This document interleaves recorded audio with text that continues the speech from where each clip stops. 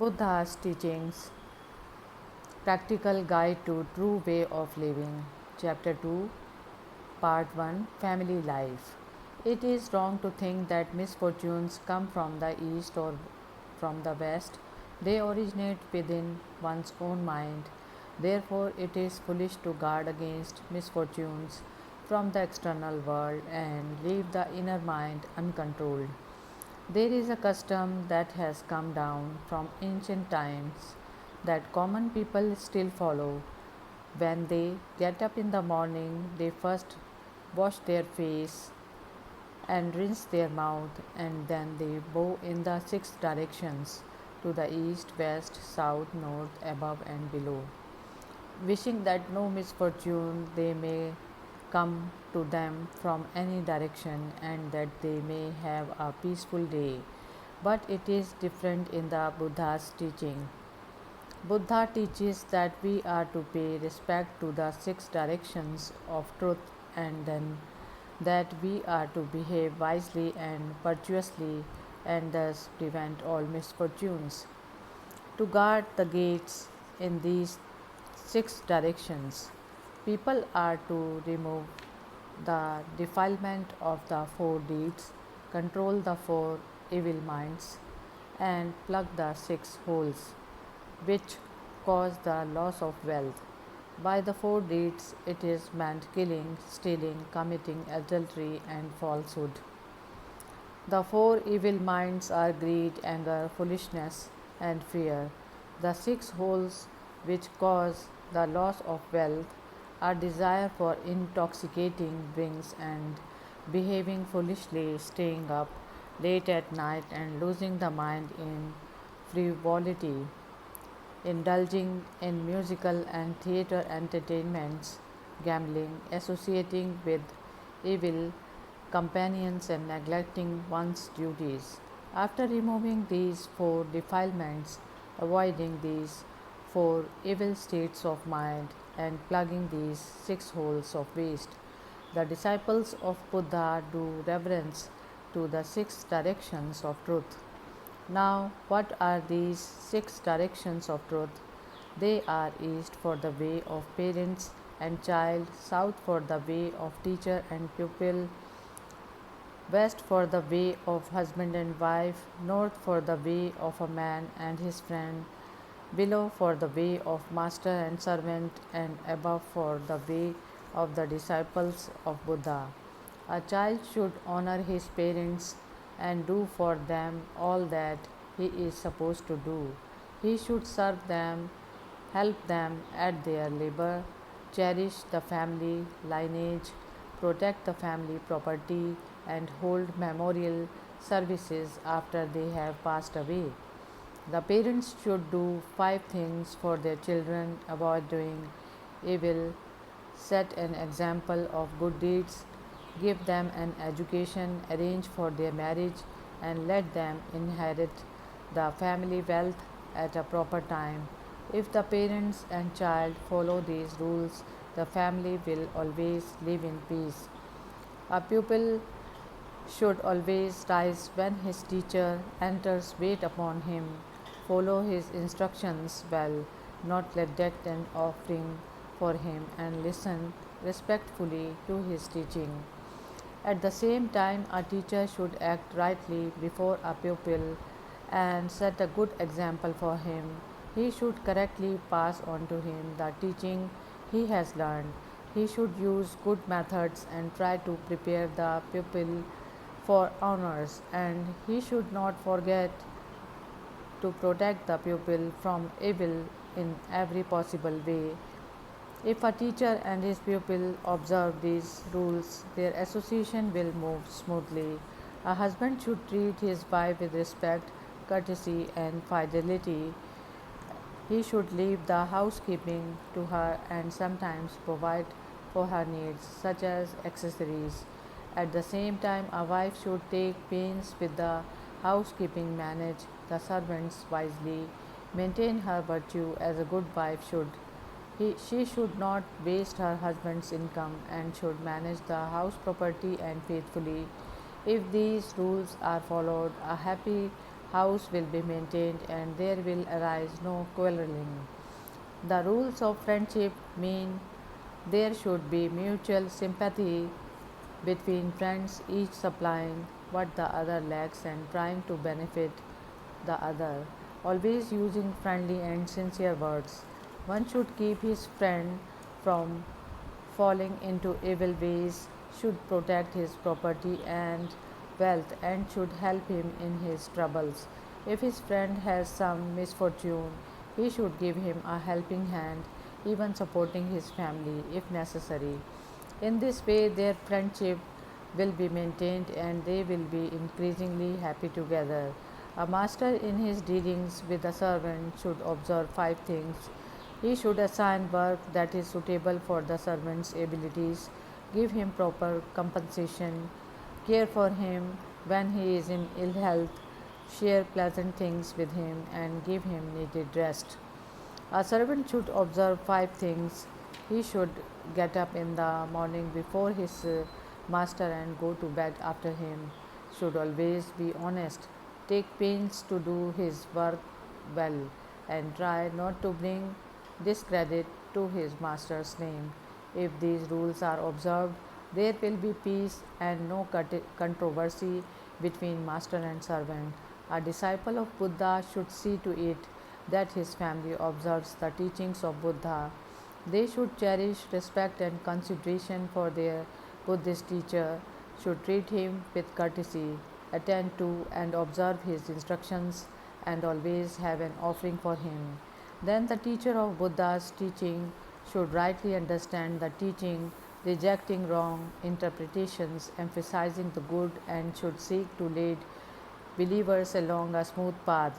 When a family follows this course, keeping the true teaching as its center, it will thrive happily. A man who bows in the six directions doesn't do so in order to escape from external misfortunes. He does it in order to be on his guard, to prevent evils from arising within his own mind. A man should recognize among his acquaintances those with whom he should associate and those with whom he should not. The ones with whom a man should not associate are those who are greedy, clever talkers, flatterers, or wasters. The one with whom he should associate are those who are helpful, who are willing to share happinesses as well as sufferings, who give good advice, and who have a sympathetic heart. A true friend, the one with whom a man may safely associate, are those who are helpful, who are willing to share happinesses as well as sufferings, who give good advice, and who have a sympathetic heart. A true friend, the one with whom a man may safely associate, will always stick closely to the right way, will worry secretly about his friend's welfare, will console him in misfortune, will offer him a helping hand when he needs it, will keep his secrets, and will always give him good advice. It is very difficult to find a friend like this, and therefore one should try very hard to be a friend like this. As the sun warms the fruitful earth, so a good friend shines in society because of his good deeds.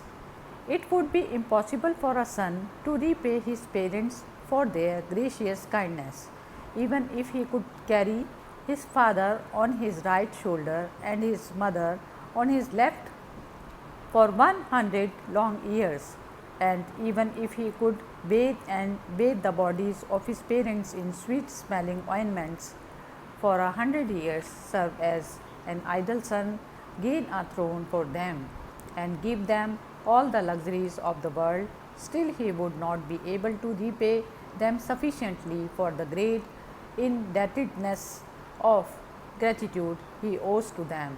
But if he leads his parents to Buddha and explains the Buddha's teachings to them and persuades them to give up a wrong course and follow a right one, leading them to give up all greed and enjoy the practice of offering, then he will be more than repaying them. Buddha's blessing abides in the home where parents are held in respect and esteem. A family is a place where minds come in contact with one another. If these minds love one another, the home will be as beautiful as a flower garden. But if these minds get out of harmony with one another, it is like a storm that plays havoc with the garden. If discord arises within one's family, one should not blame others but should examine one's own mind and follow a right path. Once there was a man of deep faith. His father died when he was young. He lived happily with his mother and then he took a wife. As first, they lived happily together, and then, because of a small misunderstanding, the wife and her mother in law came to dislike each other. This dislike grew until finally the mother left the young couple to live by herself. After the mother in law left, a son was born to the young couple. A rumor reached the mother in law that the young wife had said, "My mother in law are always annoying me, and as long as she lived with us, nothing pleasant ever happened. But as soon as she went, we had this happy event." This rumor angered the mother in law, who exclaimed, "If the husband's mother is chased away from the house and a happy event takes place, then things have come to a pretty pass. Righteousness must have disappeared from the world." Then the mother shouted, "Now we must have a funeral of this righteousness." Like a mad woman, she went to the cemetery to hold a funeral service. A god, hearing of this incident, appeared in front of the woman and tried to reason with her, but in vain. The god then said to her, "If so, I must burn the child and his mother to death. Will that satisfy you?" Hearing this, the mother in law realized her mistake, apologized for her anger, and begged the god to save the lives of the child and his mother.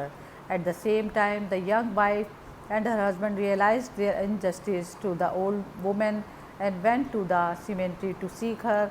The god reconciled them, and thereafter they lived together as a happy family. Righteousness is never lost forever unless one casts it away oneself. Righteousness occasionally may seem to disappear, but in fact it never disappears. When it seems to be disappearing, it is because one is losing the righteousness of one's own mind.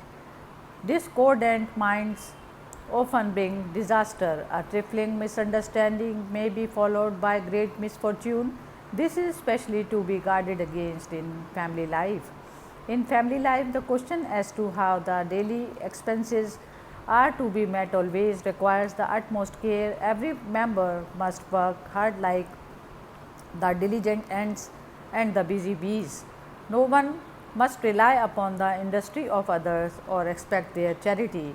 On the other hand, a man must not consider that what he has earned as totally his own.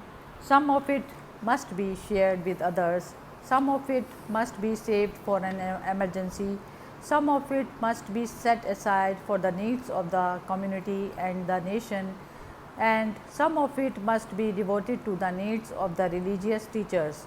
One should always remember that nothing in the world can strictly be called mine. What comes to a person comes to him because of the combination of causes and conditions. It can be kept by him only temporarily, and therefore he must not use it selfishly or for unworthy purposes. When Syamavati, the queen consort of King Udayana, offered Ananda 500 garments, Ananda received them with great satisfaction. The king, hearing of it, suspected Ananda of dishonesty. So he went to Ananda and asked what he was going to do with these 500 garments. Ananda replied, "O king, many of the brothers are in debts. I am going to distribute the garment among the brothers. What will you do with the old garments? We will make bed covers out of them. What will you do with the old bed covers?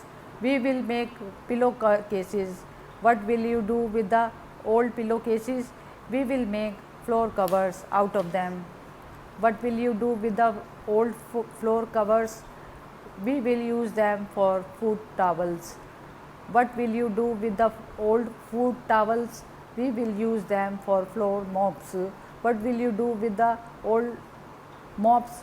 Your Highness, we will tear them into pieces, mix them with the mud, and use the mud to plaster the house walls.